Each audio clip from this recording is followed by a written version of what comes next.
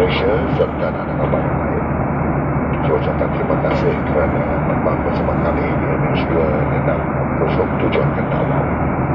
Sedikit maklumat penerbangan buat masa sekarang tidak sedang terbang pada panas 33 itu kaki dan akan membuat penerbangan turun pada masa 9 minit dari sekarang dengan kelajuan berada 700 km sejam hingga dijangkau darat pada pukul 9.55 minit pagi nanti.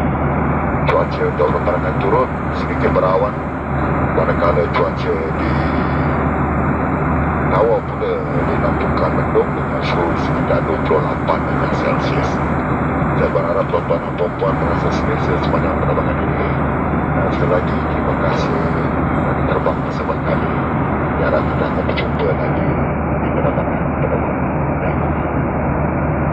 Assalamualaikum. Assalamualaikum and very good morning, ladies and gentlemen. Captain Jokowi speaking from the liner. On behalf of Malaysia Airlines and the rest of the crew, I would like to thank you for flying with us. MS 2660 bound for Tawau.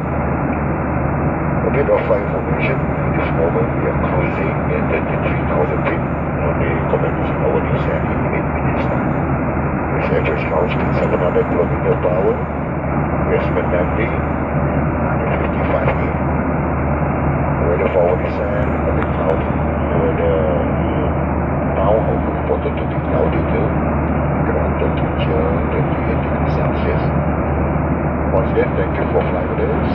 Looking forward to serving you.